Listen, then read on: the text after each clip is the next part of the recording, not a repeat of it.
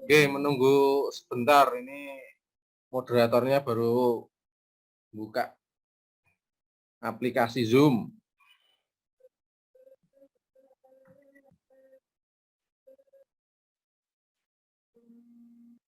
Oke, sebelumnya saya ingin menyapa malam hari ini. Alhamdulillah sudah hadir Kang Ridwan Furqoni,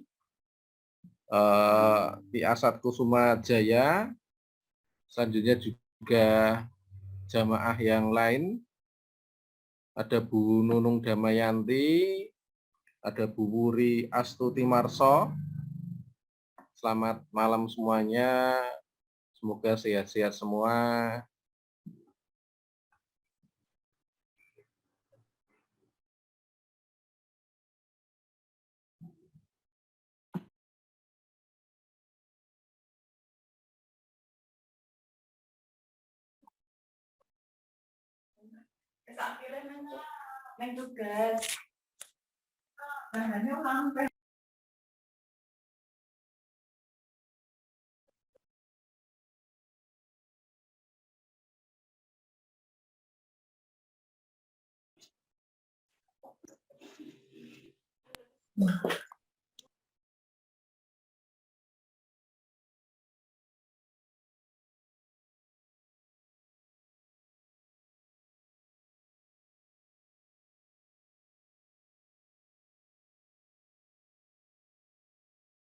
Assalamualaikum Pak Iwan.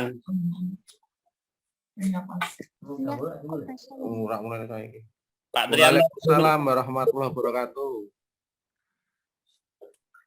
Ini Kang Tri baru buka Zoom. Oh ya. Ya.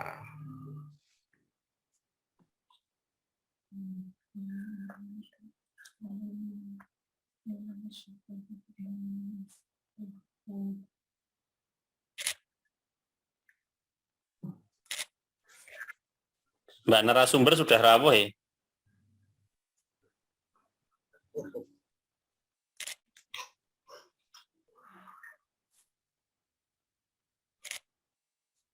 Selamat malam semuanya. Selamat malam Ustadz Triantoro, pengasuh Guru Samara.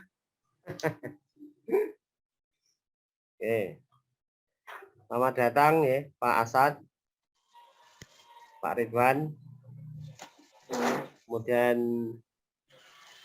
sang pembicara Mbak Syahdara Anissa.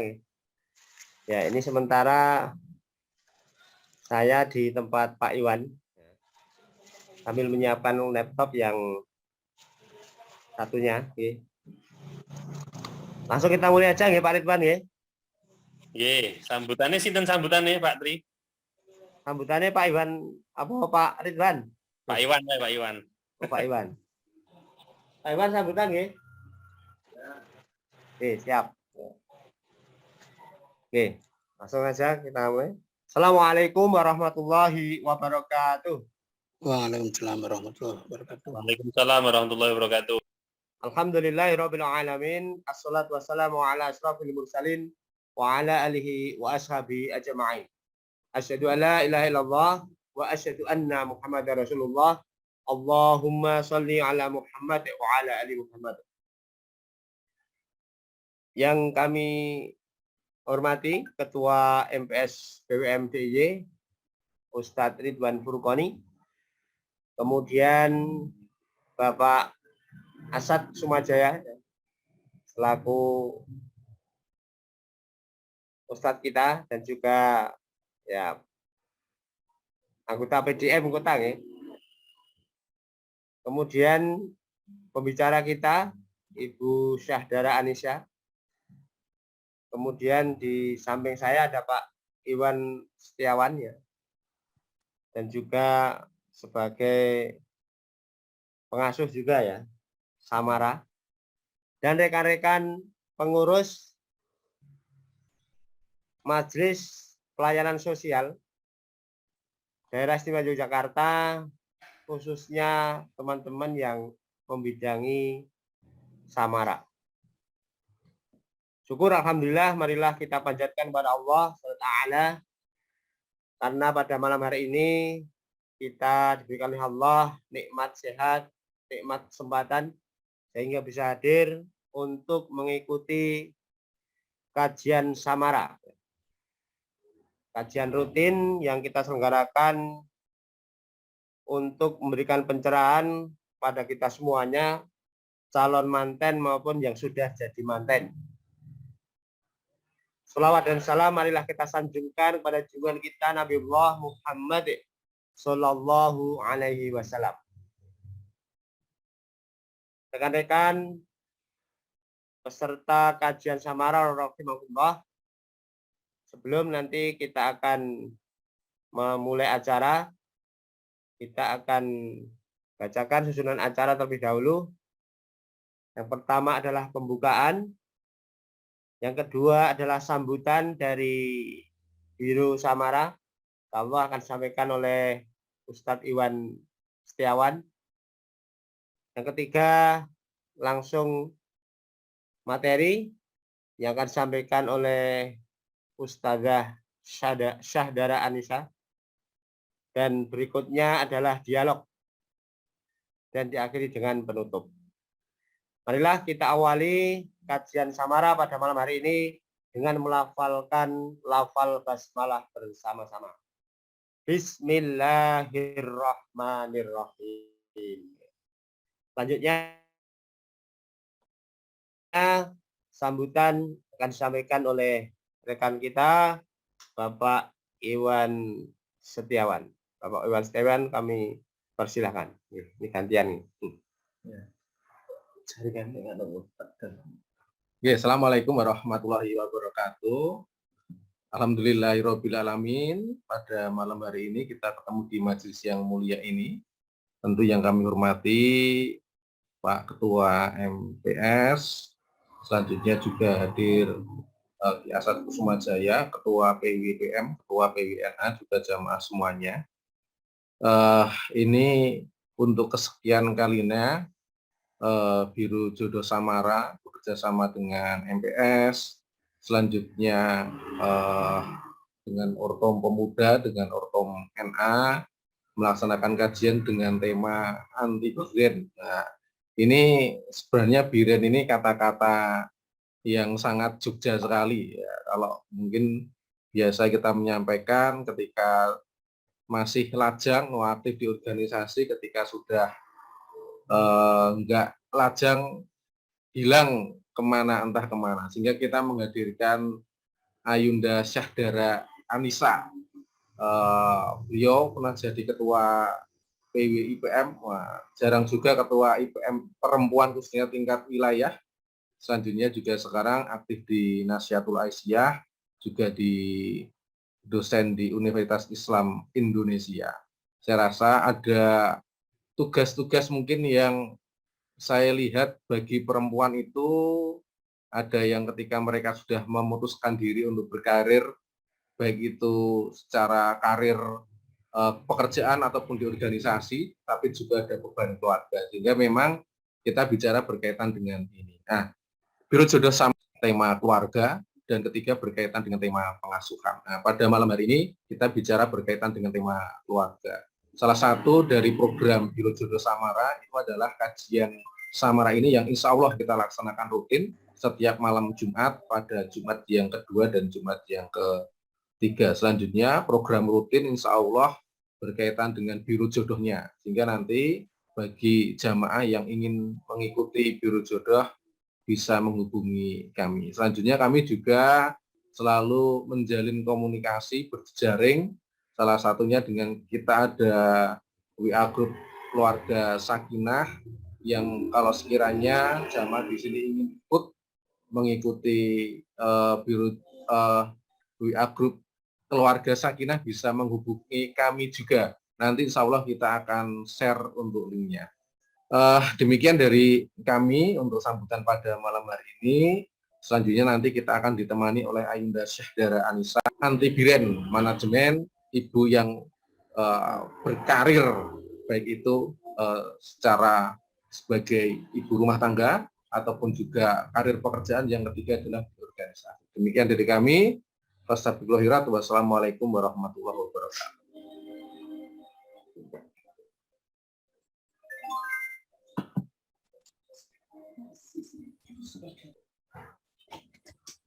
Oke, matur nuwun Bapak Iwan Setiawan sudah memberikan sambutannya untuk kita semuanya dan menjelaskan tentang kegiatan dari Biro Samara.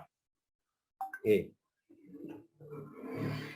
Acara berikutnya adalah acara inti yang nanti akan disampaikan oleh Ibu Syahdara Anissa Ma'ruf ya.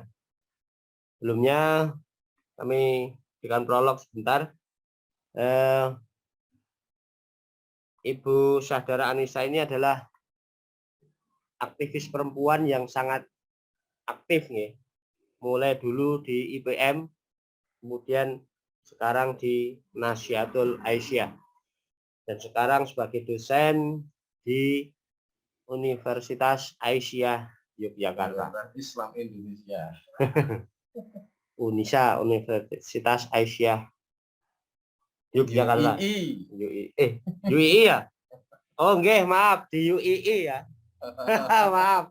Ingatku di UNISA ini. Ya, kalau di UNISA berarti bareng sama Pak Iwan. Ternyata di UII ya. Orang Muhammadiyah yang aktif ataupun jadi dosen di UII. Oke. Ya. Biren ini adalah seperti disampaikan oleh Pak Iwan tadi, bahasa Jawa begitu. Kalau istilah bahasa Indonesia adalah setelah menikah berhenti berorganisasi gitu ya intinya ya. Nah, bagaimana kemudian kita sebagai kader Muhammadiyah ketika dulu di Ortom kemudian sudah menikah itu apakah kemudian berorganisasinya berhenti? Nah, ini bisa kita kaji nanti ya. Nah, kebetulan di sini tema yang disampaikan itu mengenai ibu.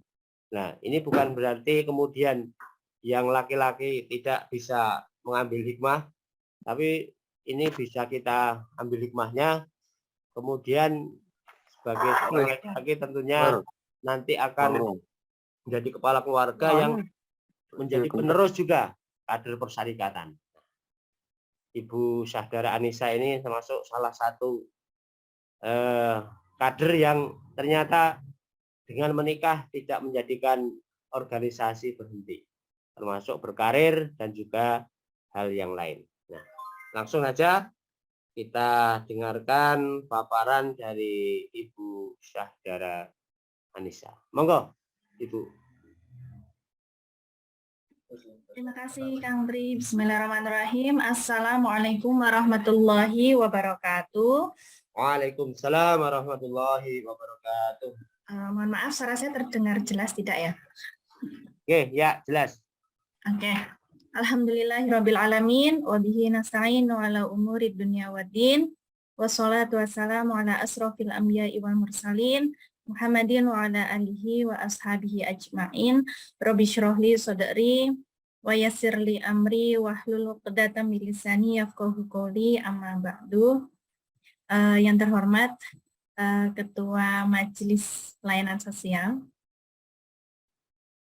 Mas Ridwan Furqoni, yang saya hormati Ketua Ortom Wilayah Daerah Istimewa Yogyakarta, yang saya hormati Bapak Ibu, Mas Mbak, adik-adik jamaah Zumiyah, jamaah Samara, yang insya Allah pada malam hari ini diberikan kesehatan dan juga kesempatan untuk bersama-sama kita belajar. Gitu. Jadi tadi sudah diperkenalkan oleh Kang Tri, saya Syahdara Anissa Ma'ruf, anggota PWNA DIY, tim Hore PWNA DIY, jadi bantu-bantu PWNA DIY untuk menghidupi nasiah. Kemudian profesi saya sebagai staf pendidik di Universitas Islam Indonesia. Saya kaget tadi di UNISA, belum pindah home base, nggih. Takdirnya masih di UII. Kemudian saya seorang ibu, masih muda, baru masuk 8 tahun usia pernikahan. Putra 2, yang pertama umur 7 tahun, yang kedua umur 4 tahun. Dan malam hari ini saya ingin belajar bersama dengan Bapak Ibu jamaah Samara semuanya yang ada di sini. Jadi mudah-mudahan kita nanti akan banyak berdiskusi ya. Materi ini hanya sebagai pemantik saja. Nah, ada salah satu judul yang benar-benar membuat saya kaget gitu ya, menolak biren gitu. Saya cari di KBBI itu nggak ada arti dari biren menurut Kamus Besar Bahasa Indonesia. Oh, ternyata biren itu adalah sebuah singkatan dari rabi leren gitu. Habis nikah stop gitu ya.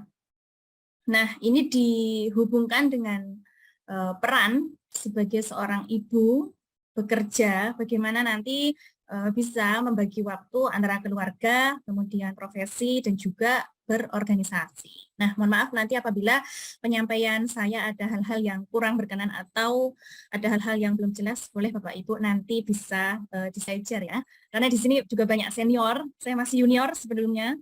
Saya juga harus banyak belajar dari pasangan Mas Ridwan dan Mbak Evi yang sudah lebih lama menikah, banyak pengalaman dan juga sama-sama aktif.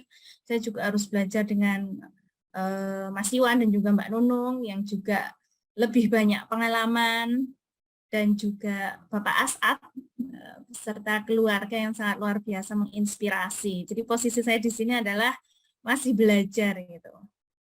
Nah, insya Allah nanti kita akan membahas beberapa hal di sini. Apa sih makna dari biren?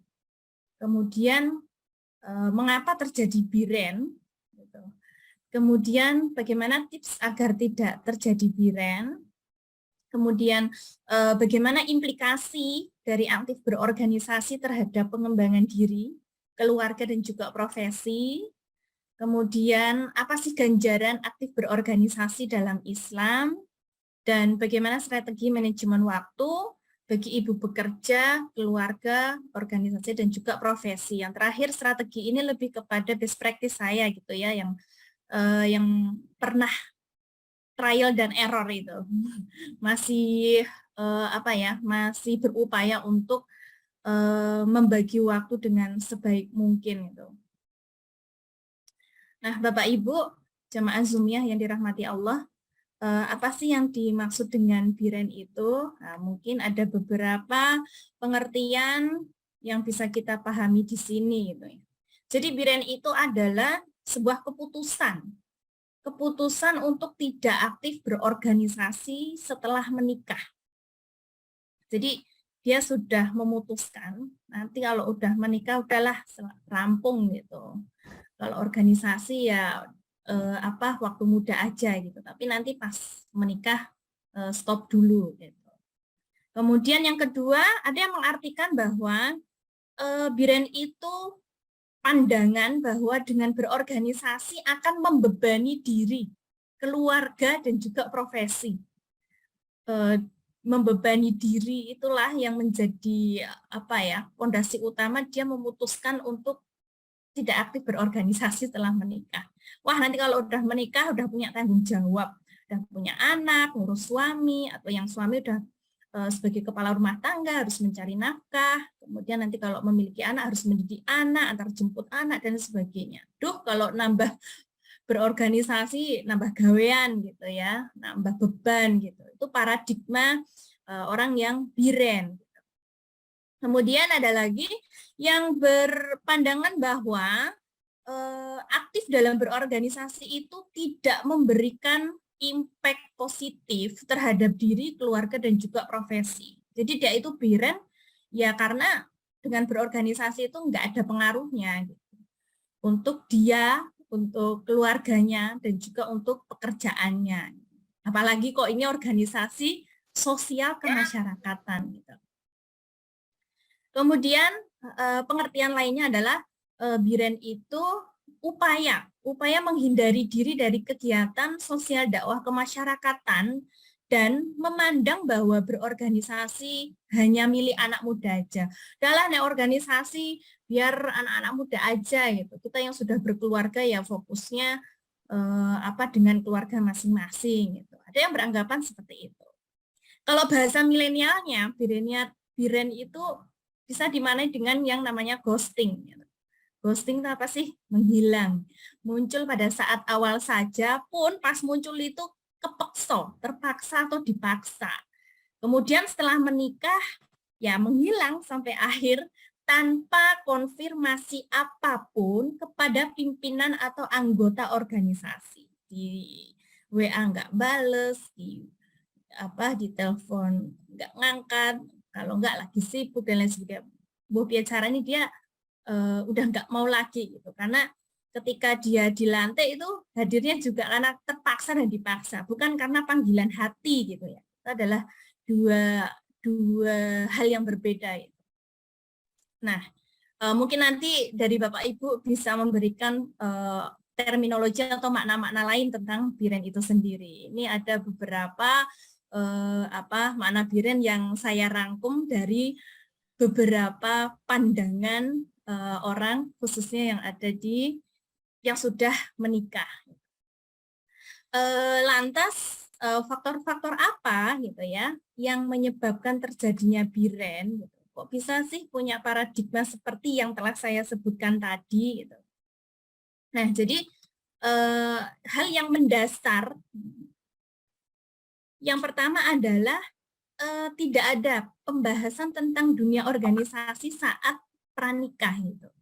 Jadi pasangan itu ketika hendak menikah itu fokus pembahasannya itu ya tentang kehidupan pribadi, keluarganya sebelum menikah dan lain sebagainya. Atau bahkan pembahasannya itu ya hanya seputar bagaimana nanti teknis pelaksanaan menikah, bagaimana nanti pekerjaannya, bagaimana nanti tempat tinggalnya, kemudian bagaimana nanti keinginan punya momongan. Sehingga tidak ada komitmen pranikah untuk sama-sama berjuang di organisasi. Jadi memang nggak ada pembahasan sebelum nikah itu. Nanti kalau udah menikah, saya aktif di mana, kamu di mana. Itu hampir nggak ada pembahasan di situ. Jadi calon pasangan gitu ya, calon pasangan ketika hendak menikah ya seputar pembahasannya itu mengenai teknis, ya, teknis pernikahan, pekerjaan, tempat tinggal, kemudian momongan, dan tidak ada pembahasan mengenai dunia organisasi. Sehingga tidak memiliki komitmen di pranikah itu untuk sama-sama berjuang di organisasi. Nah, nanti adik-adik yang belum menikah, IMM, IPM, kemudian NA ataupun PM, ya usahakan gitu ya, usahakan ada pembahasan nanti bagaimana pengabdian kita terhadap masyarakat setelah menikah. Itu dibahas sebelum menikah. Kemudian yang kedua, ini hampir semua mengalami, termasuk saya juga. Jadi yang kedua adalah mengapa terjadi biren, karena mengalami culture shock, shock culture pasca pernikahan. Ya, jelas beda budaya, beda adat, beda karakter, beda pendidikan, beda pengalaman hidup. Hidup dalam satu rumah, satu atap, gitu. Itu kan kita butuh habituasi. Gitu. Misal saya orang Jogja, suami orang Riau. Wah, butuh habituasi juga itu. Mana yang suka pedas, mana yang enggak, mana yang suka kecapan, mana yang enggak, dan lain sebagainya. Nah, tentu hampir semua ya mengalami culture shock ini. Cuman ada beberapa yang mampu melewati dengan bagus, gitu ya. Tapi ada juga yang tidak selesai gitu dengan culture shock-nya ini. Jadi culture shock itu adalah kondisi ketika seseorang itu mengalami rasa gelisah, cemas, bingung setelah menikah. Duh, kok habis menikah seperti ini sih gitu. Dan dinamika kehidupan berkeluarga juga tidak sesuai dengan harapan. Gitu. Kemudian culture shock ini juga terjadi karena ketidakmampuan mengatasi tekanan kehidupan berumah tangga, yang mana tekanan kehidupan berumah tangga itu berasal tidak hanya dari internal atau diri antara suami atau istri, tapi juga dari eksternal, tekanan dari mertua, saudara, tetangga, bahkan teman profesi di tempat kerja itu juga bisa menimbulkan pressure gitu ya, yang dia itu mengalami culture shock itu tadi, sehingga nggak mampu untuk memikirkan untuk berorganisasi dalam kondisi seperti ini. Karena dengan dirinya aja belum selesai, dengan pasangannya belum selesai permasalahannya. Gitu. gelisah, cemas, bingung, dan lain sebagainya. Kemudian yang ketiga adalah mengapa terjadi biren, itu ya rendahnya misi sosial kemanusiaan dari dalam diri manusia itu sendiri, bahwa tadi pandangan hidupnya adalah bahwa kepentingan individu tidak ada kaitannya dengan kepentingan sosial kemanusiaan, dan bahwa pandangan ketika berkeluarga itu ya keuntungannya itu ya didapatkan dari bekerja, tidak didapatkan dari organisasi. Nah, ini saya rangkum ada 3 hal mengapa biren itu terjadi gitu.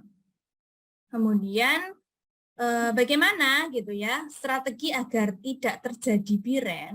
Yang pertama adalah membangun kesadaran diri. Membangun kesadaran diri itu bahwa sebagai manusia kita menyadari bahwa Allah itu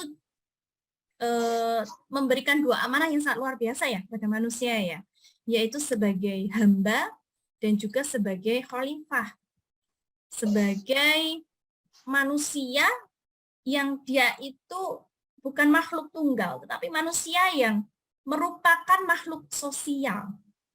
Kita ini adalah manusia yang merupakan makhluk sosial yang nggak bisa hidup secara individu, dan organisasi dakwah sosial kemasyarakatan ini adalah sebagai salah satu tempat untuk melakukan aksi sosial itu sendiri. Dan tentu aksi sosial itu adalah bernilai amal jariah, sangat banyak sekali. Karena di dalam organisasi itu tentu kita akan mencurahkan segala tenaga, pikiran, kemudian waktu gitu ya, agar supaya organisasi itu hidup, organisasi itu bermanfaat untuk diri, keluarga, dan juga masyarakatnya. Dengan berorganisasi itu juga kita juga bisa menginternalisasikan ilmu pengetahuan yang kita dapatkan kepada orang lain. Misal kalau di NA kan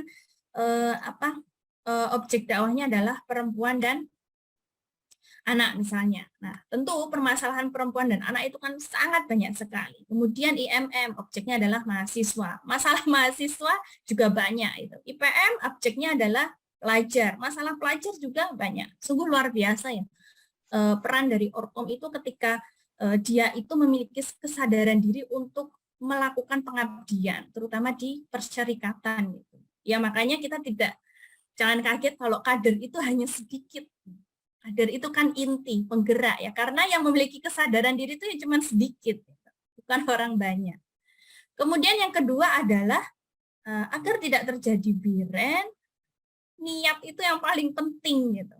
Nggak bisa yang namanya berorganisasi itu dipaksa atau terpaksa, yang nggak akan jalan gitu. Jalan pun cuma di awal aja, habis itu dia sudah lepas gitu.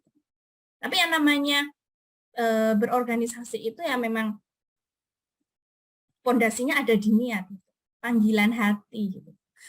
Kesadaran diri, panggilan hati, punya niat bahwa untuk menjadi manusia yang bermanfaat tidak hanya di keluarga, tapi lebih luas lagi, yaitu untuk masyarakat.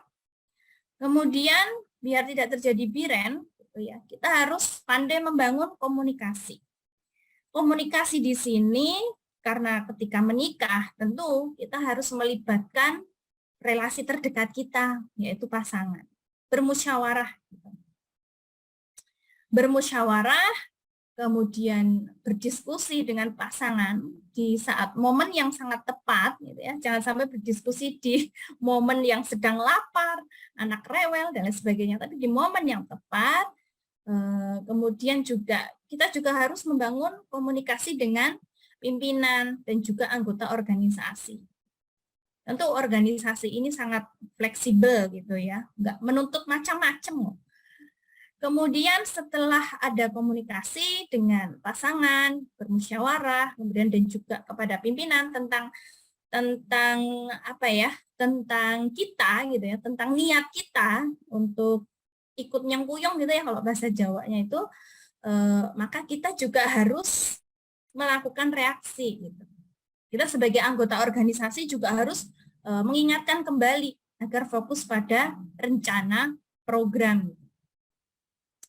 Kemudian melakukan aksi itu menjalankan program kerja yang sudah dicanangkan, dan terakhir adalah melakukan evaluasi. Jadi biar nggak terjadi brand itu dicoba dulu gitu, dicoba dulu untuk turut serta berpartisipasi.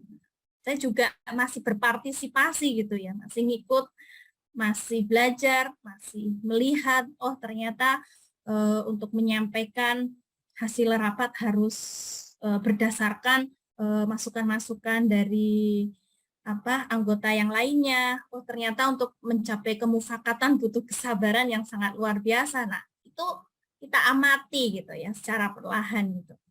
Dan kita turut nyengkuyung di dalamnya dan juga melakukan evaluasi. Nah evaluasi di sini ada 3 hal gitu. Evaluasi diri dulu ketika dia sudah habis menikah nih, kemudian ikut berorganisasi, ya evaluasi diri dulu. Selama ikut berorganisasi itu keluarga dan pekerjaan menjadi terbengkalai enggak? Itu diri kita sendiri yang menjawab itu.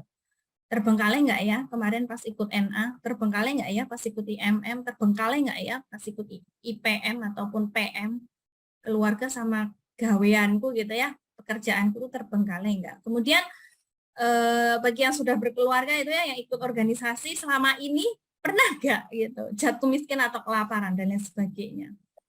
Nah, kemudian yang kedua adalah melakukan evaluasi terhadap pasangan.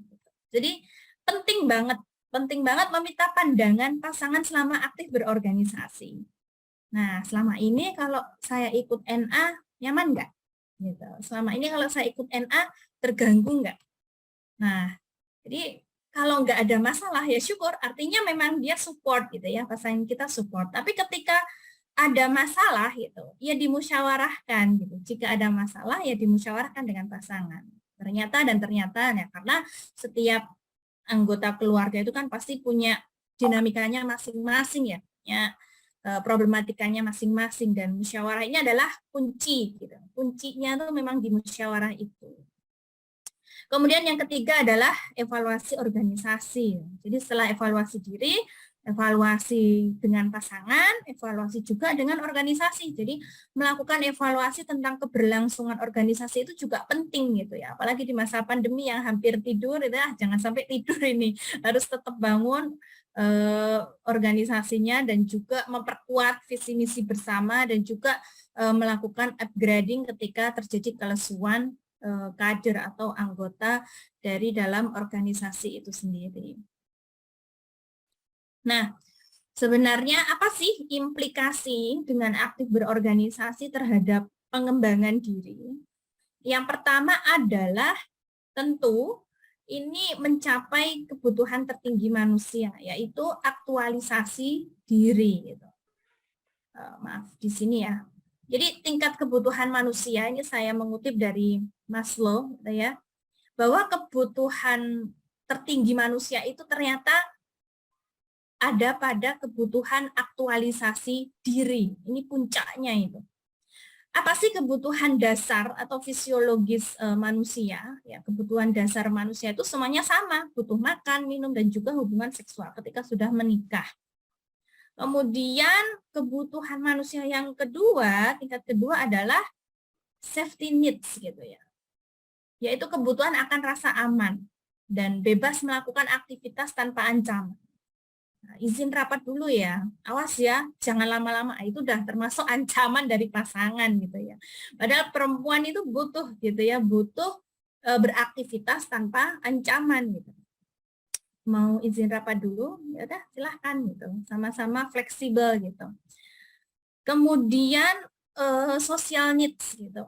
Setiap manusia juga butuh dirinya ini terikat dalam kelompok sosial tertentu. Apakah masuk di MDMC, Lasismu, Muhammadiyah ini menawarkan banyak sekali dan sesuai dengan potensi kader-kadernya.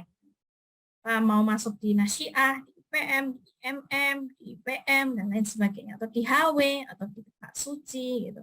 Jadi kalau yang ketiganya adalah kebutuhan manusia tingkat ketiga adalah dia yang sudah selesailah masalah kebutuhan dasar dan juga mendapatkan rasa yang aman, kemudian dia juga memiliki kelompok sosial tertentu, artinya dia sudah bisa berbaur dan butuh ruang itu. Nah, ketika dia sudah masuk ke dalam ruang sosial tertentu, maka dia manusia itu akan membutuhkan yang namanya reward, esteem needs gitu ya, kebutuhan akan penghargaan. Nah, penghargaan terbesar dari seorang istri itu ya dari suaminya. Wah, hebat banget misalnya bisa membagi waktu gitu dengan tepat gitu. Memang sebelumnya membagi waktu itu bukan perkara yang mudah gitu ya.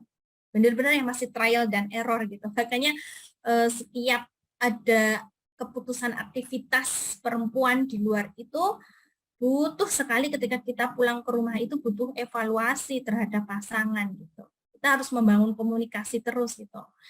Agar supaya sama-sama nyaman semuanya. Anak nyaman, saudara mungkin yang ditempati juga nyaman, pasangan juga nyaman. Gitu. Dan kebutuhan tertinggi manusia itu adalah kebutuhan aktualisasi diri. Jadi kebutuhan aktualisasi diri dari manusia itu adalah memang kebutuhan yang paling tinggi dan itu juga kebutuhan yang paling rendah prioritasnya. Maka di awal tadi saya menyampaikan ya ngomongin organisasi di pernikahan itu bukan skala prioritas gitu. Karena aktualisasi diri ini adalah kebutuhan yang rendah prioritasnya. Tapi ternyata paling tinggi kebutuhan yang dibutuhkan oleh manusia. Jadi orang harus memenuhi keempat kebutuhan yang saya sebutkan tadi di bawah, fisiologi, safety needs, social needs, dan juga esteem needs gitu ya.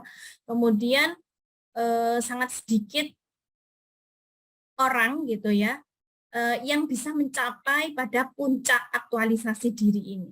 Lagi-lagi mengapa kadar itu sangat sedikit ya, karena untuk mencapai aktualisasi diri ini memang butuh proses yang sangat panjang. Gitu. Kemudian saya kembali lagi, implikasi aktif berorganisasi terhadap pengembangan diri yang kedua adalah kita sebagai manusia memiliki investasi soft skill. Gitu. Akhirnya dengan berorganisasi kan tanpa kita sadari kita belajar komunikasi. Nah, dulu mana bisa saya itu bicara seperti ini, masih malu, A, B, C, D, A, E, dan lain sebagainya. Tapi dengan berorganisasi itu, tanpa kita sadari, kita bisa menyampaikan apa yang kita sampaikan, gitu. Ada peningkatan komunikasi yang efektif daripada sebelum-sebelumnya. Ini juga investasi kan, yang pada akhirnya ketika mengajar di kelas di depan mahasiswa sudah nggak grogi, sudah nggak sudah nggak grogi, kemudian persiapan yang sangat cepat pun juga bisa diaktualisasikan. Ya, ini karena mendapatkan pengalaman-pengalaman dari berorganisasi itu sendiri. Gitu. Kemudian yang kedua adalah tanpa disadari juga kita belajar tentang kerjasama, belajar tentang kemandirian, manajemen waktu, dan bahkan dengan semakin berorganisasi itu berimpact pada soft skill kita makin terasah. Nah, semakin soft skill itu makin terasah, maka akan berpengaruh terhadap kesehatan mental manusia itu sendiri.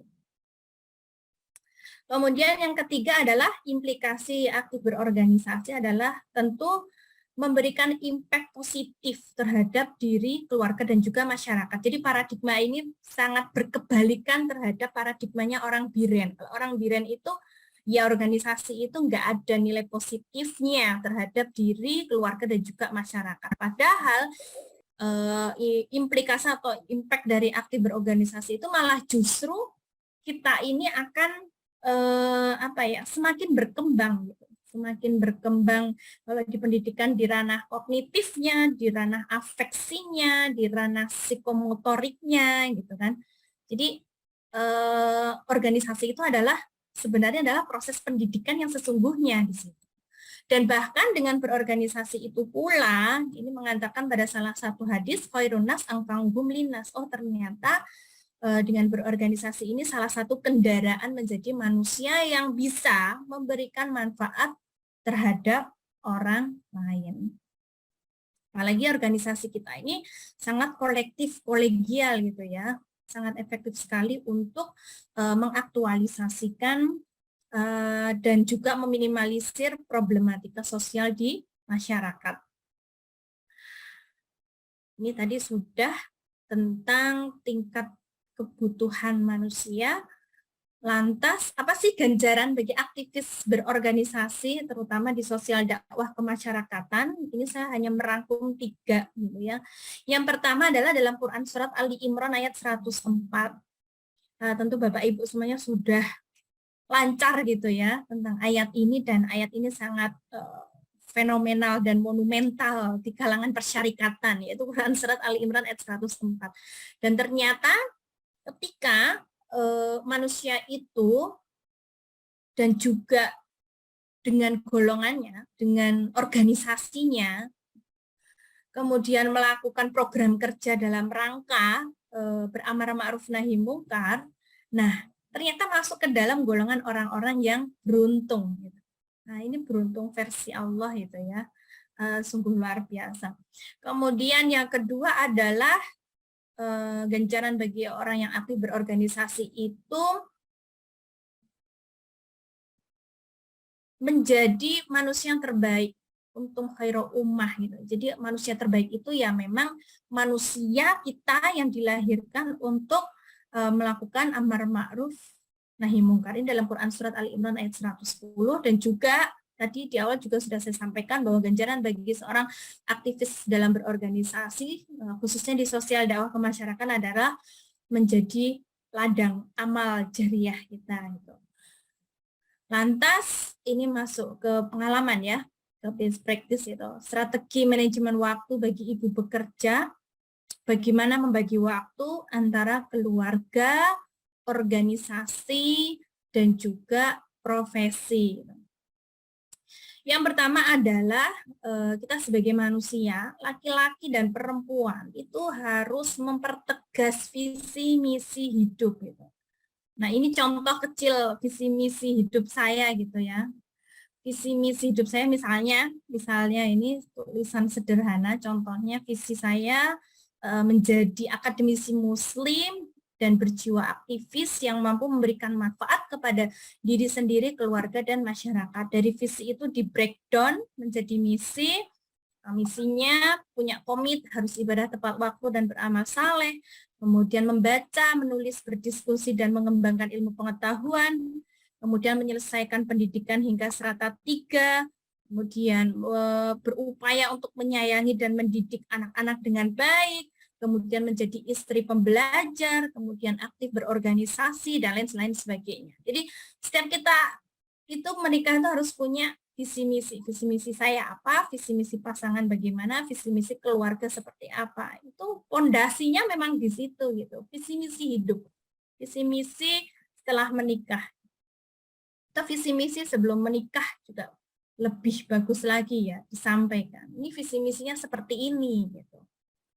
Jadi nomor 6 ini saya nanti akan aktif di organisasi. Meskipun sudah jadi ibu, meskipun sudah jadi istri, saya mau lanjut kuliah. Itu sudah saya sampaikan di awal gitu ya, sebelum menikah dulu. Saya mau lanjut kuliahnya, meskipun sudah jadi ibu, punya anak, saya juga mau aktif di organisasi.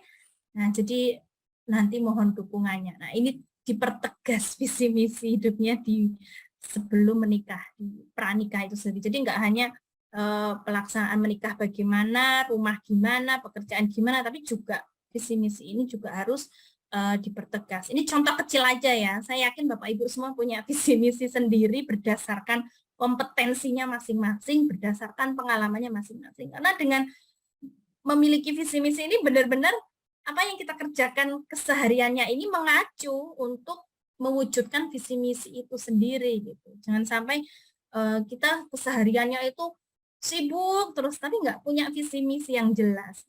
Jadi harus dipertegas visi misi kita. Kita ini hidup mau ngapain gitu. Kita harus selesai terlebih dahulu gitu ya. Sesuai dengan kemampuan kita, sesuai dengan keinginan kita ya, manusia itu hanya bisa ikhtiar gitu ya. Kemudian setelah mempertegas visi misi, yang kedua adalah membangun supporting system. Nah, jadi sebelum menikah itu tadi disampaikan visi misi hidup kita, dan kita meminta yang pertama ini adalah dukungan pasangan. Gimana? Nanti kalau menikah setuju nggak kalau saya punya visi misi seperti itu? Cocok nggak visi misinya seperti itu? Ya, kalau cocok ya dia akan menjadi supporting system kita nanti ketika menikah gitu. Jadi tahu, oh ya, nanti kalau dia jadi istri saya, dia mau ngelakuin itu. Suami juga tahu gitu ya. Hal-hal apa yang harus saya lakukan untuk mencapai visi misi itu. Kemudian membangun supporting system, ini penting banget. Dukungan pasangan apalagi ya, dukungan pasangan agar tahu kegiatan kita keseharian dan tujuannya untuk apa. Kemudian yang kedua, dukungan keluarga besar, dukungan masyarakat, dukungan teman sejawat, dukungan teman organisasi. Nah, ini adalah lingkaran yang tentunya sebagai tempat untuk mendukung kita gitu. Jadi ketika kita nanti melakukan visi misi itu ada teman yang yang berupaya untuk tidak mendukung visi misi itu, nah kita sudah kuat supporting sistemnya. Jadi ketika ada yang mengkritik dan lain sebagainya gitu, atau ada yang berusaha menghentikan langkah kita udah nggak baperan di situ gitu, karena kita sudah punya tujuan masing-masing. Kemudian yang ketiga adalah membuat manajemen waktu. Manajemen waktu itu kita memiliki jadwal dan juga target pribadi dan terbuka terhadap orang-orang yang memberikan support dalam meraih visi misi. Jadi kalau di rumah itu ada tempelan tanggalan, tanggal ini saya ke sini, tanggal ini saya ngelakuin ini, ini relasi kita juga harus tahu gitu. Jadi saling terbuka dari membuat jadwal itu sendiri. Jangan sampai besok kegiatannya apa sama-sama nggak tahu. Tapi bagaimana bulan depan sudah tahu apa yang harus dilakukan. Minggu depannya lagi sudah tahu apa yang dilakukan. Besok apalagi sudah tahu apa yang harus dilakukan. Jadi step by step ada kejelasan makna dalam setiap kegiatan setiap harinya. Dan tentunya diketahui oleh relasi kita, yaitu pasangan terdekat kita. Kemudian yang keempat tentu ya, karena sebagai orang tua yang punya anak, tentu kita harus pandai menentukan skala prioritas gitu. Skala prioritas ini juga saya ambil dari Johari Windows. Yang pertama ada 4 jendela. Ada 4 jendela yang kami buat gitu ya, yang dibuat. Apakah itu kegiatan penting dan mendesak? Kemudian apakah itu kegiatan tidak penting tapi mendesak? Apakah itu penting tidak mendesak? Ataukah yang keempat tidak penting tidak mendesak? Yang keempat ini harus kita ignore, gitu. Harus kita minimalisir gitu ya, agar tercapai visi misi tadi. Nah, penting dan mendesak itu jelas ya, beribadah berjamaah 5 waktu. Kemudian ada kemungkinan manajemen resiko ya, ketika anak sakit ya kita juga prioritaskan, ketika anak sakit ya 3 kuadran ini kita tinggalkan, kita prioritaskan. Kemudian adakah deadline pekerjaan di kampus ya, sama-sama dunia sih ya, sama-sama kampus. Kemudian mendidik anak dan juga menyelesaikan masalah ini juga termasuk kuadran penting dan juga mendesak. Kemudian dari visi misi tadi, kegiatan yang penting tak mendesak itu apa? Nah, karena ada tujuan untuk menjadi akademisi ya tentu kegiatan penting tidak mendesaknya yang harus dilakukan setiap hari adalah membaca artikel, menulis artikel, kemudian kuliah, kemudian menulis disertasi dan lain sebagainya. Kemudian kuadran kedua tidak penting tapi mendesak ya, tidak penting tapi mendesak adalah kita bisa mengikuti rapat, karena habis rapat kan masih ada jeda waktu untuk melaksanakan program. Kemudian merencanakan program organisasi, merencanakan penelitian, merencanakan riset, membuat bahan ajar, mungkin yang jadi guru, dan lain sebagainya. Nah, kemudian kuadran yang keempat, ini harus hati-hati, dia tidak penting dan tidak mendesak dalam mewujudkan visi misi tadi dan harus dibuang gitu ya. Stalking, membicarakan aib orang lain, membandingkan hidup dengan orang lain dan lain sebagainya. Ini dimasukkan ke dalam kuadran 4. Jadi kalau ada momentum seperti ini, ingat lagi punya visi misi dan harus melakukan ya kembali lagi ke kuadran 2, kembali ke kuadran 3 atau kembali ke kuadran 1 atau bisa melakukan kuadran 1, 2, 3 sekaligus ketika kondisi sangat memungkinkan. Kondisi sangat memungkinkan itu ya ketika pasangan kita lagi nggak sibuk, anak-anak tidak sakit, itu bisa banget seorang ibu melakukan kuadran 1, 2, 3 dan berupaya untuk meninggalkan kuadran keempat. Lantas yang kelima adalah melakukan aksi dan juga evaluasi diri. Jadi setiap langkah tentu ada alang timbang. Tadi saya menyampaikan ada trial dan errornya ya. Jika gagal nggak usah baper gitu. Ambil hikmah, ambil pelajaran. Hanya tiap hari itu diniatin ya pada kegiatan kok ada errornya gitu ya diambil aja hikmahnya biar besok bisa lebih baik lagi daripada hari kemarin dan terus lakukan evaluasi dengan membangun komunikasi intensif terhadap supporting system kita. Jadi memang kunci komunikasi itu sangat luar biasa untuk mengetahui langkah-langkah apa yang harus ditinggalkan, langkah-langkah apa yang harus diperbaiki, langkah-langkah apa yang harus dipertahankan gitu ya ketika kita sudah berkeluarga tetapi memiliki komit untuk bermanfaat terhadap keluarga dan juga masyarakat. Sedikit hanya sebagai pemantik materi ini, mudah-mudahan setelah ini kita bisa berdiskusi lebih lanjut. Saya kembalikan kepada Kang Tri. Albirru manittaqo. Assalamualaikum warahmatullahi wabarakatuh. Waalaikumsalam warahmatullahi wabarakatuh. Oke, panjang dan lebar yang disampaikan oleh Mbak Anisha ya. Oke, rekan-rekan, kita buka session dialog. Monggo yang ingin bertanya, ingin nambah silakan. Atau bisa lewat chat nih. Sorry enggak ya?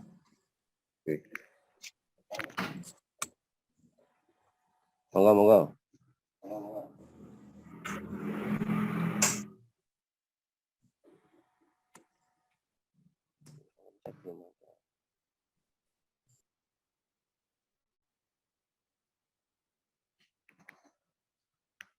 Sepertinya Pak Iwan mau bertanya.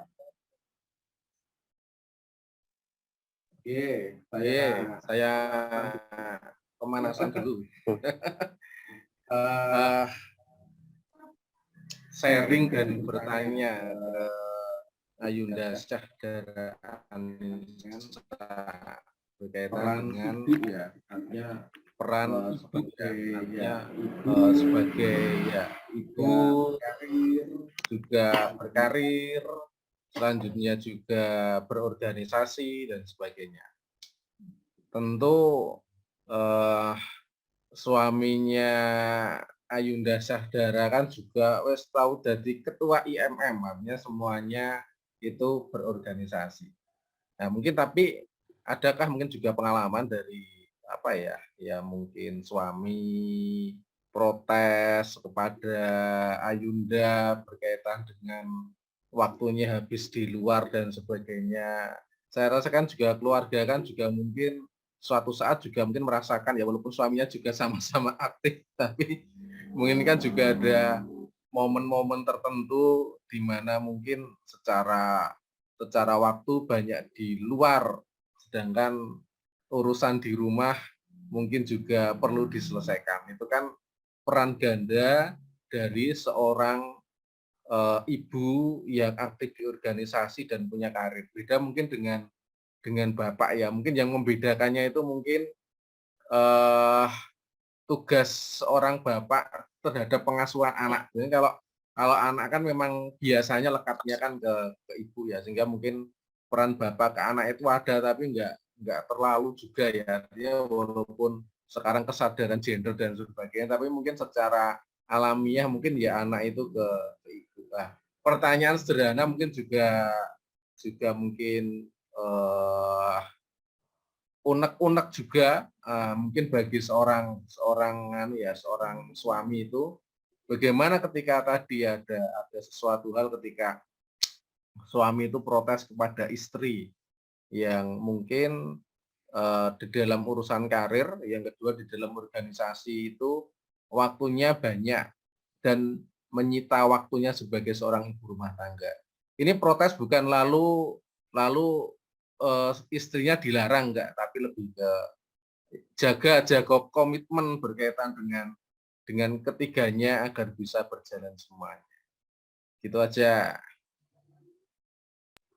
Oke. Langsung mohon Mbak Anissa. Iya, terima kasih Mas Iwan. Pertanyaannya sulit. Jadi, adakah protes gitu ya? Seperti di awal tadi, pasti ada trial error-nya ya, ada pengalamannya. Apakah protes? Tapi kalau untuk protes itu pernah gitu ya, pasti sudah pernah gitu. Jawabannya pernah. Itu ketika saya tidak memberitahu agenda-agenda tadi. Misal, tapi kalau untuk ikut nasiah, itu hampir tidak pernah protes. Nah, karena anak-anak selalu saya bawa. Malah suami lebih leluasa untuk bekerja. Dan untuk bernasiah itu kan juga nggak berat ya, berorganisasi di nasiah itu kan nggak berat. Seminggu sekali, kadang rapat pun itu sekarang rapatnya online gitu. Jadi rapat nasiah itu kan seminggu sekali, tiap hari Selasa dulu sebelum COVID, dan rapat nasiah sekarang seminggu sekali dengan online gitu. Kalau untuk rapat dulu itu selalu saya bawa dan anak-anak selalu saya bawa karena saya bawakan mainan, saya bawakan makanan gitu. Terus baguslah seksisan anaknya diajak gitu. Saya bisa leluasa kerja di rumah. Gitu. Itu kalau pas nasiah itu. Apalagi misal hari Ahad gitu, acara terakhir kemarin itu di Injelok gitu. Anak-anak suka, saya juga suka, bapaknya juga suka. Saya tinggal ternyata. Karena saya berangkat jam 8 pagi sampai jam 2 siang gitu, sampai rumah itu sama-sama senang semua. Kerjaanku rampung nggak ada kamu sama nggak ada anak-anak pas hari Ahad itu. Terus saya juga senang karena biasalah ikut teman-teman NA itu rapatnya dikit, ngobrolnya ngalor ngidul, yang seru itu yang banyak itu kan. Terus juga imun buat ibu-ibu yang lagi banyak deadline gitu. Terus anak-anak saya juga suka gitu. Nah, cuman ada masanya ketika sama-sama punya deadline, kemudian salah langkah dalam menentukan skala prioritas gitu. Harusnya yang diprioritaskan adalah deadline itu sendiri, tetapi malah ikut berorganisasi secara tiba-tiba. Nah, secara tiba-tiba itulah yang saya jadikan hikmah. Jadi ketika ada agenda nasiah apapun atau organisasi atau pekerjaan, itu benar-benar sudah sama-sama memiliki rundown-nya masing-masing. Itu untuk meminimalisir adanya kesalahpahaman tadi. Yang namanya salah paham itu pasti ya. Gitu. Cuman ya tadi, alhamdulillah nyampe rumah itu ada momentum untuk dimusyawarahkan. Nyaman atau enggak, tadi ditinggal bagaimana, terus kemudian ada agenda yang terbengkalai atau enggak yang di rumah. Itu sama-sama dimusyawarahkan. Gitu terus gitu ya. Sampai pada akhirnya bisa diminimalisir gitu. Awal-awal dulu ya, apalagi ketika anak-anak masih kecil gitu ya, masih kecil, paling repot itu tahun 2018. 2018 itu saya tinggal sendiri ya, di sebuah kontrakan di dekat Pondok Pesantren Pandanaran. Waktu itu suami mendapatkan beasiswa kuliah di UI Jakarta, LDM akhirnya ya, Jogja Jakarta, dan hanya ketemu sebulan 2 kali. Saya tinggal bersama anak-anak, Nizam dan Najwa itu di belakang kampus UI, karena mendekati kampus UI Kaliurang. Waktu itu saya dipindah home base-kan di sana. Nah, Senin sampai Jumat saya di Kaliurang, Sabtu sampai Ahad saya di Piungan gitu. Dan alhamdulillahnya ketika LDM pun, itu setiap Selasa saya dengan anak-anak juga bisa, tinggal calling driver online gitu, udah mengantarkan kita sampai BWM untuk rapat. Jadi ketika LDM pun juga bisa. Apakah saya izin dulu mau rapat? Tidak, saya cukup memberitahu hari Selasa saya rapat di BWM gitu. Dulu tahun 2018, kemudian 2019, kemudian COVID dan lain sebagainya. Saya juga menyampaikan waktu LDM itu pada Mbak Nunung, saya lagi ini ya berjuang tunggal gitu ya. Nanti misalnya saya absen, saya mohon maaf. Saya juga menyampaikan kepada pimpinan selaku ketua umum saya gitu ya. Jadi komunikasi terhadap suami dan juga komunikasi terhadap anggota NA juga harus terus dilakukan gitu. Dan zaman sekarang seorang ibu pergi kemanapun itu insya Allah aman gitu ya. Apalagi ada driver online yang suatu saat tinggal panggil pagi, siang, malam, sore, sangat fleksibel sekali membantu seorang ibu yang ingin bergerak manapun gitu ya. Tinggal panggil Grab, tinggal panggil Gokar dan lain sebagainya. Anak-anak juga sudah masuk nyaman di situ gitu. Jadi dulu pagi jam 6 saya ngurus anak, jam 8 saya pautkan, kemudian saya ke kampus bekerja sampai jam 3. Biasanya sudah saya sounding, ini hari Selasa nanti sore ikut rapat ya gitu.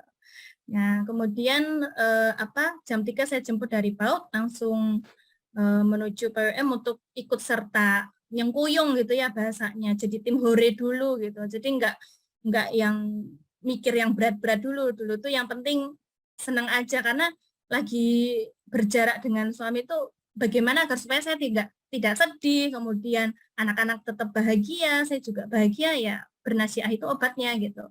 Akhirnya seperti itu terus dan alhamdulillah pas tahun berapa ini waktu pandemi itulah yang menyatukan kita berkeluarga karena harus kembali di rumah ya, syukur alhamdulillah. Dan pandemi itu juga masih tetap berorganisasi, yang tinggal pakai Zoom meeting kita ngadain agenda milad, pakai Zoom meeting kita ngadain ini ya penulisan, bahkan meluncurkan buku Ayunda semuanya yang sangat luar biasa.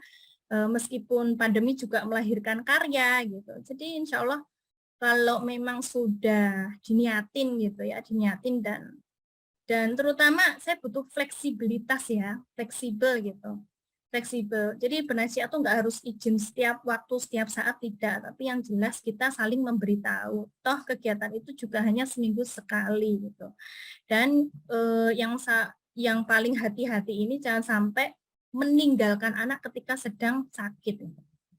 Jadi anak itu ya semuanya pasti mengalami, apalagi 2 minggu yang lalu itu musimnya batuk, pilek, demam, dan lain sebagainya itu, ya kita ignore dulu, ignore untuk mengejar deadline, kemudian kita ignore untuk kegiatan organisasi, yang penting semuanya sehat dulu, baru kemudian melanjutkan untuk aktivitas kembali gitu. Nah, jadi pertanyaannya Mas Iwan, apakah pernah protes? Jelas pernah gitu ya, tapi bisa diminimalisir dengan cara saling terbuka kegiatan dan juga tidak memberikan info dadakan gitu ya. Tiba-tiba langsung pergi, dan tiba-tiba langsung pergi seperti itu. Jadi direncanakan. Jadi konflik itu bisa diminimalisir dengan musyawarah tadi. Gitu pengalaman saya Mas Iwan gitu. Mungkin saya belajar lagi nih dari Mas Iwan dan Mbak Nunung yang dua-duanya. Ya, makasih. Ya, itu ya Pak Iwan sudah terjawab. Kemudian ada beberapa pertanyaan di kolom chatting. Mungkin tadi sudah ada yang terjawab, tapi ini saya sampaikan lagi. Dari Mas atau Mbak Naufal ini, pasca UIN Jogja. Apa yang digunakan dalam manajemen waktu? Apakah memakai aplikasi Google Calendar atau lainnya? Kemudian quality time untuk keluarga biasanya kapan ya? Jadi oh ya, nanti di lagi. Kemudian langsung kedua ini mungkin nanti langsung bisa nyambung sebelum ini. Menarik istilah virus biren dari Pak Isnawan ini. Barabi leren gitu. Istilah itu dari mana Mbak Anissa begitu? Berapa persen kira-kira teman-teman aktivis yang terkena virus itu? Nah itu dulu, nanti dari Mas Zeni berikutnya. Monggo, Kak Nisa. Terima kasih pertanyaannya, Mbak Thomas ya, Mas Novel Kurniawan ini ya. Sama, saya menjawab manajemen waktu saya pakai aplikasi Google Calendar itu ya. Jadi ada remindingnya di email gitu nanti. Kemudian di timernya juga berbunyi setiap saat gitu ya. Jadi kita generasi milenial sudah bisa praktis gitu ya, nggak perlu untuk membuat tabel secara manual, kemudian hari ini ngapain, besok ngapain, bulan depan ngapain, udah enggak, cukup memakai aplikasi Google Calendar itu. Kemudian quality time untuk keluarganya biasanya kapan, saya fleksibel gitu ya, fleksibel artinya nggak harus weekend untuk quality time ketika sama-sama tidak ada kesibukan atau pekerjaan kampus dan juga nggak ada program kerja organisasi, itu bisa quality time tiap sore keluar sebentar sebelum maghrib dan nyampe rumah, itu juga sudah quality time gitu. Jadi quality time-nya juga nggak muluk-muluk sangat gitu. Kadang quality time-nya sambil menyelam minum air, misalnya agenda nasiah kemarin di Jelok ya sisan saya bawa anak-anak untuk jalan-jalan sekalian gitu. Jadi quality time itu enggak harus weekend tetapi fleksibel ketika sama-sama kita sudah butuh butuh refresh gitu ya, butuh refresh ketika sudah menyelesaikan pekerjaan. Nah, kita karena kedua-duanya ini punya deadline riset sama deadline penelitian, deadline dan lain sebagainya ya, ketika sama-sama sudah selesai laporan biasanya kita rayakan dengan quality time gitu. Sebelum kembali dengan riset selanjutnya, sebelum kembali dengan menulis artikel selanjutnya. Begitu. Jadi fleksibel Mas Naufal Kurniawan. Enggak melulu harus quality time enggak. Kemudian dari Pak Isnawan, waduh, malu saya dari Pak Isnawan. Sehat-sehat ya Pak ya. Jadi menarik istilah virus biren dan rabileren. Istilah itu dari mana gitu. Istilah itu saya dapatkan dari Mas Iwan minta saya untuk membahas biren. Memang di KBBI nggak ada Pak Isnawan gitu. Berabileren itu ya istilahnya habis nikah menghilang, habis nikah nggak ikut serta lagi, habis nikah ya nggak mau gabung lagi di Ortom gitu. Kalau untuk prosen, berhubung saya belum melakukan mini riset ya terhadap kader-kader yang sedang biren, jadi saya tidak bisa menyampaikan prosentasenya gitu. Berapa jumlah yang terkena virus itu gitu. Ya mudah-mudahan nanti bisa mengambil data dulu ya Pak Isnawan ya. Memang butuh waktu ini untuk mengambil data berapa yang terkena virus biren itu sendiri. Ya mudah-mudahan birennya cuma sementara waktu itu. Terima kasih Pak Isnawan. Ya, Ada Pak Isnawan di sini, saya kan Pak. Kemudian dari Mas Muhammad Zeni ya. Muhammad Zeni ini bagaimana tips meyakinkan istri agar juga mau aktif dalam berorganisasi. Nah, meyakinkan dalam berorganisasi memang butuh waktu ya, apalagi sudah menikah itu. Tinggal suaminya ini mensupport atau enggak, atau tinggal istrinya ini punya niat atau enggak, karena harus dipertemukan. Ketika istri itu punya panggilan hati, punya niat untuk berorganisasi, kemudian suami ini mensupport gitu ya, nah itu baru ketemu untuk aktif berorganisasi itu di situ. Ada supporting system, ada niatan untuk aktif di organisasi. Nggak bisa kita memaksa orang itu untuk berorganisasi. Di awal tadi saya menyampaikan kalau dia itu berorganisasi terpaksa dan dipaksa, ya cukup dia di awal itu muncul, habis itu hilang. Karena nggak ada niat gitu. Kemudian di sini padahal suami sudah memberikan dukungan penuh. Nah, berarti kan belum ketemu. Ada supporting system dari suami, tetapi istri belum punya niat dan juga kesadaran diri. Ya belum bisa untuk untuk bisa aktif di organisasi. Tentu ini butuh mungkin Mas Muhammad Zain bisa memberikan profil yang bisa memotivasi istri Mas Zain ini untuk ikut berorganisasi gitu. Ya karena memang beda gitu ya, perempuan yang benar-benar di rumah terus dengan keluar bertemu dengan teman-teman berorganisasi itu memang ada nuansa yang memberikan kebahagiaan gitu. Ya kalau perempuan itu udah bahagia dengan aktivitasnya, kemudian pulang ke rumah bahagia, itu kan sama-sama bahagia semuanya ya sebenarnya.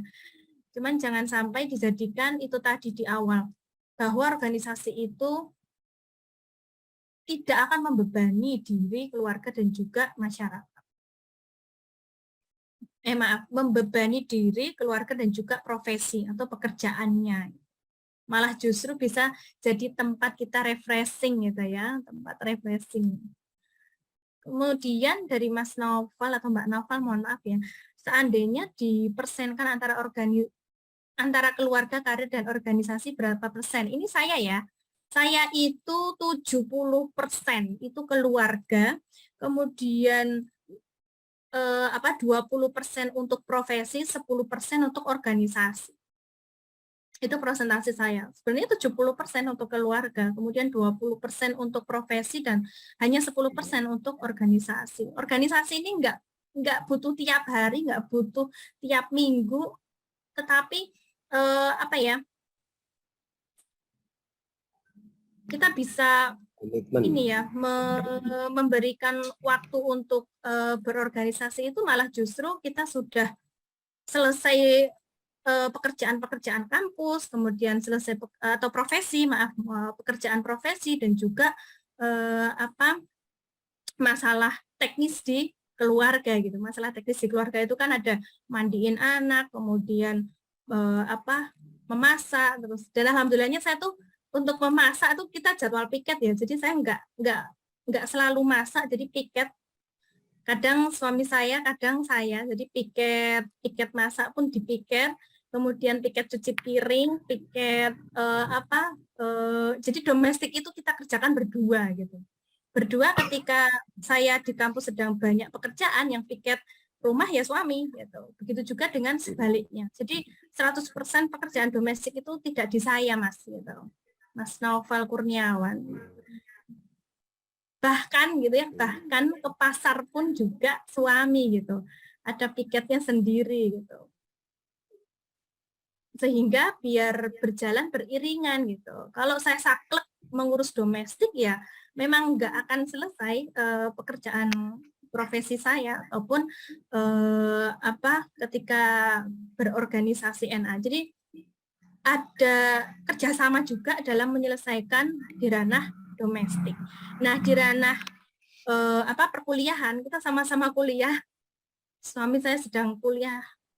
Saya juga sedang kuliah ya, kadang saya butuh partner untuk bagaimana bisa menyelesaikan pekerjaan-pekerjaan kampus dengan baik gitu. Ya, alhamdulillah juga bisa membantu. Terus saya juga biasanya juga membantu di bagian proofread. Jadi kita saling membantu gitu ya, saling membantu baik pekerjaan rumah, kemudian pekerjaan kampus maupun pekerjaan perkuliahan gitu. Lah syukur alhamdulillahnya punya dunia yang sama gitu. Dunia sama itu maksudnya sama-sama berprofesi yang sama gitu. Terus dari Bu Susan, nah ini teman kelas di S3, Bu Susan dari Magelang ya. Bagaimana pendapat Bu Syah banyak image di masyarakat ketika seorang istri sukses karirnya tapi keluarga berantakan yang berakhir adalah perceraian. Oh ya, gitu. Yang namanya bercerai itu kan banyak faktor, bukan hanya dari faktor istri sukses karir gitu. Ini sangat menyudutkan sekali gitu ya. Yang namanya bercerai itu kan banyak sekali faktornya, Bu Susan. Bisa jadi dari suaminya ini nggak pernah ngasih nafkah, bisa jadi dari suaminya ini melakukan kekerasan, bisa jadi seorang perempuan mendapatkan tekanan dari keluarga suaminya gitu. Faktornya itu kan banyak sekali. Jadi ketika seorang istri sukses karirnya gitu, itu memang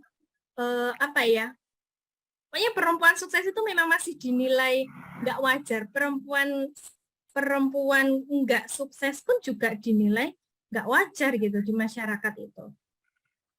Yang jelas kita kembali pada visi misi awal tadi Bu Susan, visi misi awal dalam berkeluarga itu apa?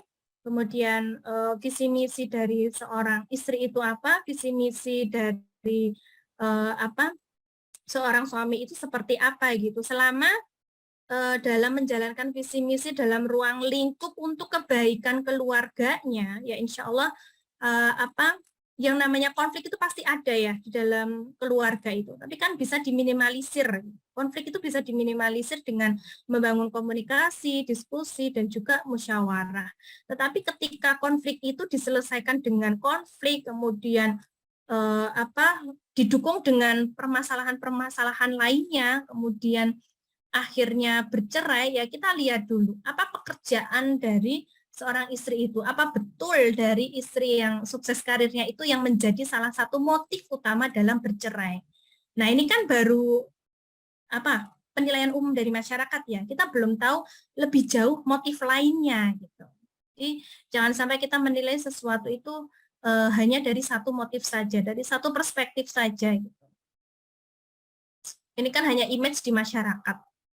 Yang jelas sebagai perempuan itu ya punya hak untuk mengembangkan diri, punya hak untuk bekerja, punya hak untuk hidup lebih berdaya gitu. Begitu Bu Susan, jawaban dari saya. Kang Tri. Ya. Langsung dari Bu Wuri Astuti. Saya bacakan ini agak panjang ini. Mohon izin sampaikan pencermatan di lapangan. Ketika seorang perempuan juga berkesibukan di ranah publik, memang diperlukan komunikasi yang ekstra antara tokoh ayah dan ibu. Tadi disampaikan adanya pasangan yang belum bicara tentang aktivitas masing-masing sebelum menikah, kecuali sebatas urusan menikah. Saat ini Kemenak pun sudah ada program pembekalan anak usia sekolah, usia nikah, pranikah, dan 5 tahun pernikahan. Namun itu baru mencakup semua remaja usia nikah karena baru 30% yang mendapat kesempatan. Persoalan yang muncul dalam hubungan suami istri saat ini adalah belum siapnya dalam berbagai peran seimbang dan berkeadilan, sehingga ada kecenderungan ketidakberhasilan dalam komunikasikan. Ini berujung perempuan yang menggugat cerai. Laki-laki lebih banyak 3 kali dari laki-laki yang mentalak cerai istrinya. Apakah ini pergeseran dari makin berkurangnya dominasi laki-laki dari kuatnya budaya patriarki? Masih tinggi ya. Terima kasih Kang Tri. Ini terima kasih Bu Wuri. Ya. Jadi memang budaya patriarki ini masih sangat kental sekali ya. Saya yang dibingungkan budaya masih dianggap itu ya perempuan yang dulu saya menikah tuh kan udah lulus setelah saya S1, mohon maaf, setelah saya S1 ya kebetulan memang belum ada yang melamar gitu ya. Kemudian saya ya mohon maaf belum laku mungkin ya. Waktu S1 saya lulus itu keluarga saya juga udah menyampaikan, Mbak, habis S1 ini kamu mau nikah sama siapa gitu. Lah nek belum ada, lah mau nikah sama siapa gitu. Ini aja deh mau S2 gitu. Apa pandangan mereka? Kalau kamu S2 nanti nggak ada yang mau sama kamu gitu. Itu masih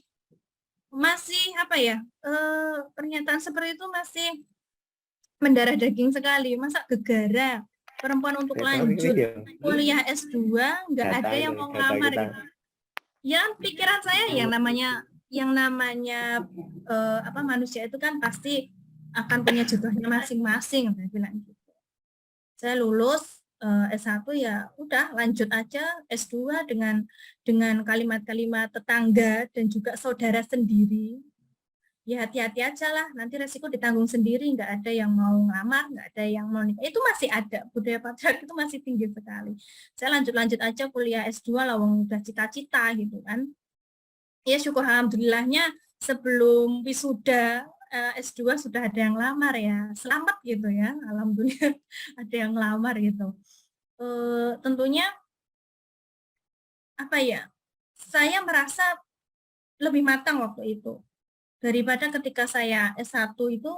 Ya tentu pikirannya masih apa ya, ketika mau berkeluarga itu belum siap banget gitu, belum siap mental, belum siap finansial gitu.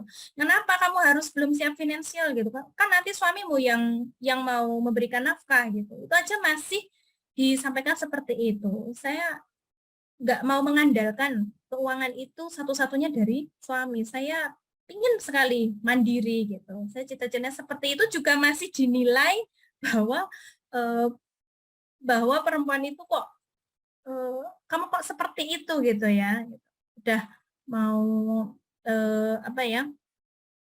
Ada beberapa hal yang harus banyak dipertimbangkan gitu. Ya jelas, ya nanti kalau misal saya dengan suami menikah, kalau ada apa-apa kan mereka yang apa nggak ikut serta dalam penyelesaian masalah juga kan. Ketika berkeluarga itu kan pasti ada konflik, pasti ada apa ujian, pasti ada masalah finansial gitu dan lain sebagainya. Nah, saya berupaya untuk meminimalisir di situ gitu. Nah, kemudian sebentar Bu.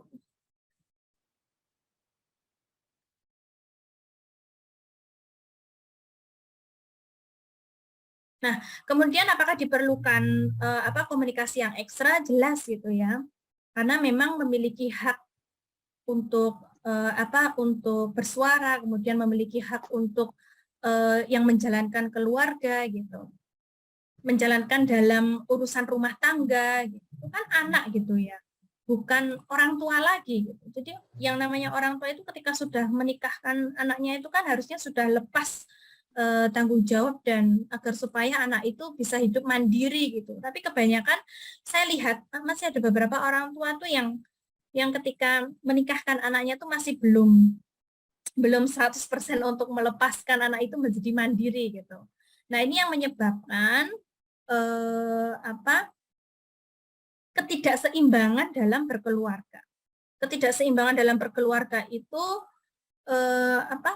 peran dari suami yang menuntut istri, kemudian peran dari istri yang mengharapkan banyak dari suaminya gitu. Nah, agar supaya persoalan hubungan suami dan istri itu bisa diselesaikan dengan baik, gitu ya, maka harus melalui orang ketiga kalau antara kedua belah pihak itu tidak bisa diselesaikan. Nah, sehingga konflik-konflik yang ada di keluarga itu bisa diminimalisir. Konflik itu pasti ada. Sampai tua nanti itu pasti ada ya yang namanya konflik itu. Dan kita harus siap dengan ujian-ujian dari keluarga itu sendiri. Nah, maka dibutuhkan keseimbangan, dibutuhkan dibutuhkan soft skill untuk menyelesaikan permasalahan-permasalahan dalam berkeluarga itu sendiri. Begitu Bu, siapa ya tadi yang mohon maaf? Bu Wuri. Bu Wuri, ya Bu Wuri.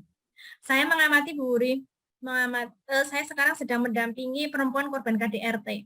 Korban KDRT-nya itu ibu ini menikah dengan laki-laki dari tahun 2007 sampai 2002 ini tidak pernah memberikan nafkah. Laki-laki atau suaminya itu pengangguran, kemudian merokok di rumah, merokok ya, udah pengangguran, merokok pakai uang hasil kerja istrinya, terus tidak pernah memberikan nafkah terhadap keluarganya hingga pada akhirnya dia lari gitu ya, lari ke rumah saya, Mbak, minta tolong gitu ya, saya dipekerjakan di rumahmu, saya butuh bantuan banget ini karena kita berpisah gitu ya, berpisah dengan cara yang tidak baik karena memang kemarin saya menyampaikan bahwa dari tahun 2007 sampai 2002 ini saya tidak pernah diberikan uang sepeser pun gitu, malah saya yang harus yang harus memikirkan beras, harus memikirkan gas, memikirkan listrik di rumah, rokoknya, kemudian membayar sekolah anak-anak, benar-benar yang sepeser pun nggak pernah keluar gitu. Nah, ini saya melihat motifnya apa gitu. Ternyata saya melihat latar belakang keluarganya ini, ya memang anak itu memang harus dipersiapkan gitu ya. Anak itu harus dipersiapkan untuk menjadi pribadi yang bertanggung jawab itu. Ketika dia bersuami. Bahkan masih anak-anak pun juga baik laki-laki ataupun perempuan ya sama-sama diberikan tugas yang sama gitu. Selama ini kan yang diberikan tugas rumah tangga itu kan yang dipanggil pasti perempuan. Saya punya pengalaman, kakak saya laki-laki, saya anak kedua perempuan, adik saya laki-laki. Kalau rumah kotor, Nisa rumah kotor, kenapa enggak kakak saya, kenapa enggak adik saya? Nisa ada tamu, minumnya mana gitu. Kenapa enggak manggil kakak saya, kenapa enggak adik saya gitu. Jadi sering banget ya namanya perempuan itu jadi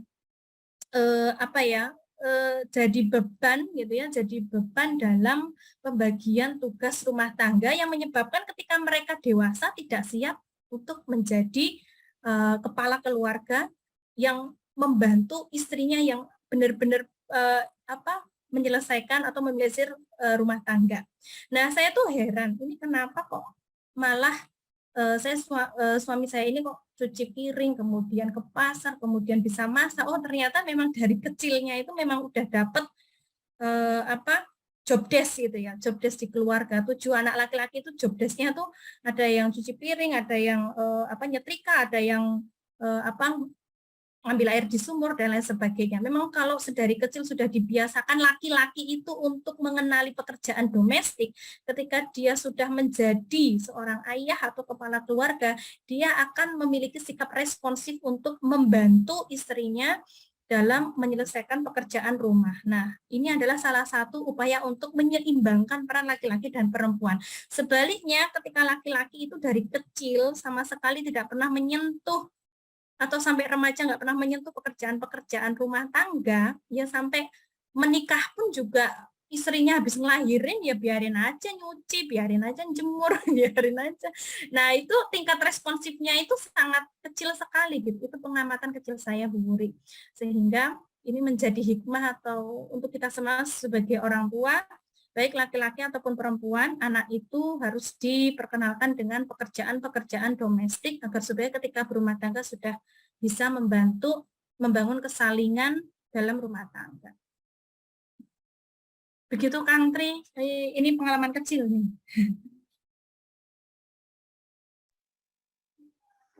Ya, betul, memang.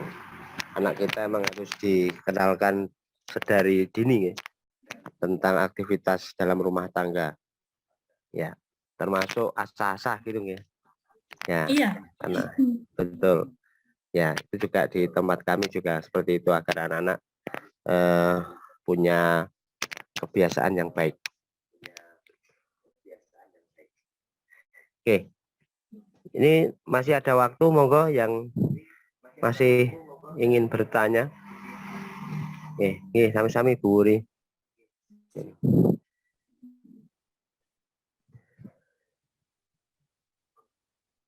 Monggo masih kami tunggu kalau masih ada yang bertanya atau menyampaikan sesuatu.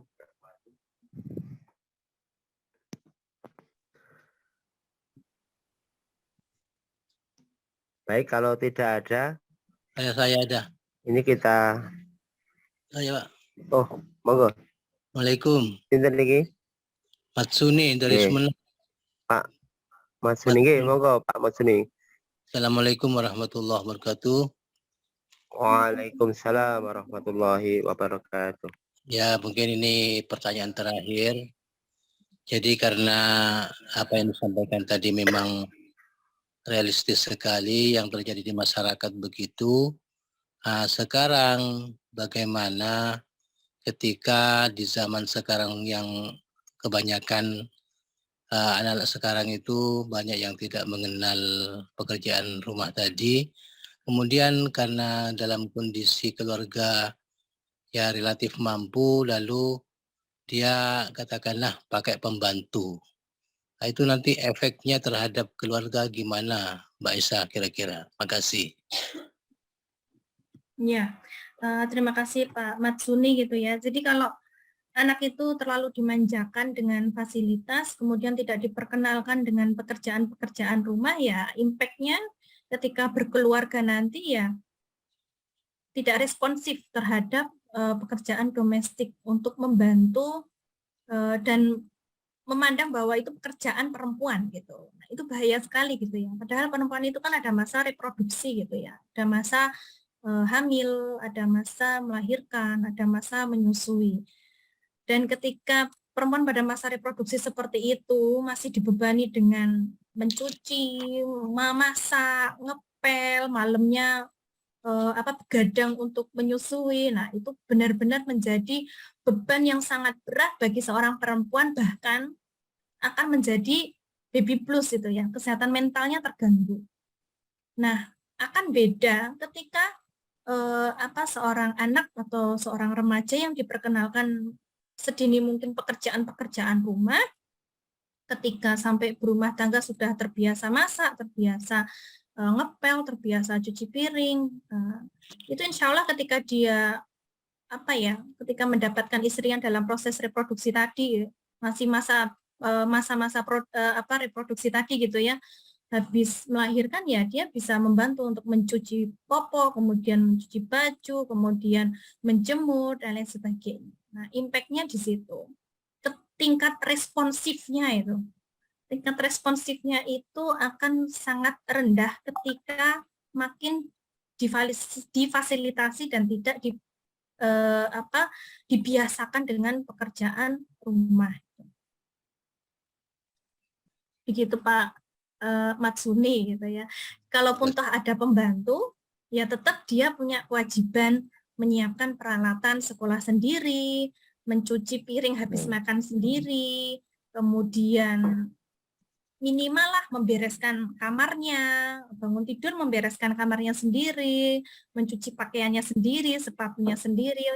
Misalnya kalau ada pun toh pembantu. Jadi pembantu itu bukan orang yang pokok dalam menyelesaikan semua permasalahan atau dalam hal memfasilitasi anak gitu. Jadi pembantu itu lebih kepada tidak menyelesaikan 100%, tapi ya hanya membantu, tetap kembali ke anak itu untuk dilatih kemandiriannya gitu. Meskipun ada pembantu, tetap ada pembiasaan kemandirian, bertanggung jawablah sama bendanya sendiri, bertanggung jawab dengan mainannya sendiri. Begitu aja Pak. Ya, terima kasih. Pak Matsuni. Ya, Pak Matsuni dari Itu. Sumeneb ya. Oke. Ya. Oke, masih ada sekitar 7 menit. Silakan yang ingin bertanya.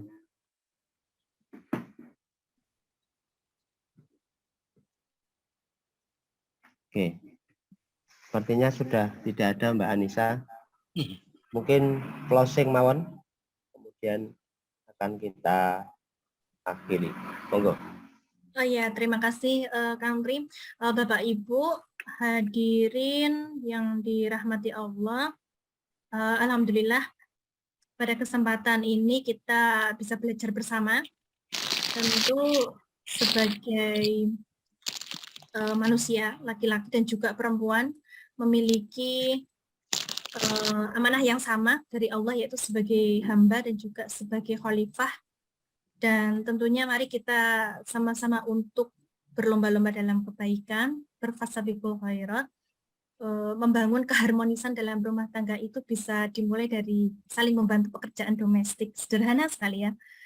Jadi bahwa keharmonisan dalam rumah tangga itu nggak harus diwujudkan dengan pemberian coklat, bunga, dan lain sebagainya. Tapi kehadiran kepala rumah tangga untuk membantu pekerjaan rumah tangga itu juga menjadi keharmonisan yang sangat luar biasa, terutama para ibu-ibu yang bekerja, para ibu yang aktif di organisasi gitu ya, insya Allah akan mendapatkan investasi yang sangat luar biasa di situ.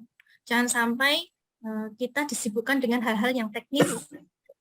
Kita bisa melakukan sesuatu yang lebih besar gitu. Apabila hal-hal yang teknis itu bisa diselesaikan dan tidak dijadikan sebagai masalah dalam rumah tangga. Kesalingan, kerjasama, dan juga sinergitas antara pasangan suami istri sangat penting untuk mewujudkan visi misi keluarga.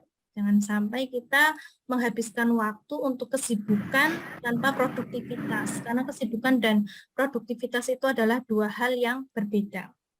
Dalam konteks perempuan, tentu sebagai perempuan kita punya hak untuk mengembangkan diri kita, belajar dengan sebaik mungkin, menjadi istri pembelajar, menjadi ibu pembelajar, menjadi anggota masyarakat pembelajar, yang tentunya kita bisa sama-sama belajar, saling support, perempuan satu dengan yang lainnya. Kemudian ketika kita memiliki anak, kita bisa saling membangun pendidikan anak usia dini sebaik mungkin, gitu ya. Dan untuk Ayunda semuanya, mudah-mudahan bisa bergabung di organisasi yang sangat ramah perempuan dan anak, gitu ya, khususnya di Nasyatul Aisyah. Dan kepada Bapak Ibu semua dan hadirin, selamat berjuang untuk menjalankan statusnya masing-masing, berikan hal yang terbaik dan manfaat dari kita, keluarga, dan juga masyarakat. Terakhir, mohon maaf apabila dalam penyampaian saya ada kekurangan, ada kekhilafan. Mudah-mudahan apa yang saya sampaikan memberikan manfaat untuk diri saya, keluarga, dan Bapak Ibu semuanya. Assalamualaikum warahmatullahi wabarakatuh. Waalaikumsalam warahmatullahi wabarakatuh. Nggih, matur nuwun sangat Mbak Syahdara Anisha yang sudah banyak berbagi untuk kita semuanya, dan sangat ini ya, sangat banyak sekali yang bisa kita ambil dan sesuai dengan fakta yang ada di lingkungan kita. Baik, peserta kajian samara rahmatullah, kajian pada malam hari ini kita anggap sudah selesai. Dan bagi rekan-rekan yang ingin bergabung di grup keluarga Sakinah, silahkan lihat di kolom chatting ya, tadi sudah kami upload untuk linknya, untuk minta dikirimi materi dan sebagainya, ataupun di situ bisa nanti ngobrol berkaitan dengan masalah keluarga. Bisa nanti di situ ada beberapa pengasuh yang bisa memberikan jawaban maupun nanti bisa berinteraksi. Baik, sampai ketemu bulan depan untuk kajian samara dengan tema dan materi yang berbeda. Baik, kita akhiri dengan bersama-sama melafalkan lafal hamdalah. Alhamdulillahirabbil alamin. Oke, dari kami banyak salah, mohon maaf. Billahi taufiq wal hidayah. Fastabiqul khairat. Assalamualaikum warahmatullahi wabarakatuh. Waalaikumsalam warahmatullahi wabarakatuh. Matur nuwun, saya mawon.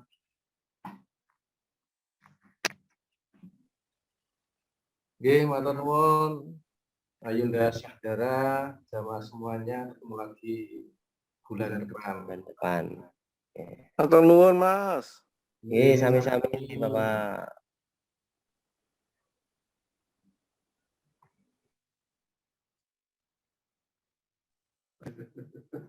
Pak Jais.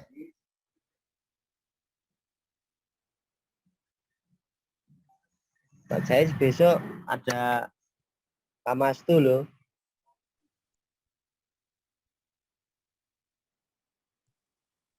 Halo? Mic-nya belum aktif. Oke. Monggo Pak Jais. Hah? Oh ya. Caranya ora di WA iki dadi aku ora ngerti wingi tujune wis di WA ning telan ning WA to. Nah, aku wis baca pesan snack ning alhamdulillah terus tak batalke iso dak awan kae nek ora kan. Oke. Dadi nek ana libur kuwi apa nek ana libur utawa ora libur aku tulung di WA ya. Nggih, siap.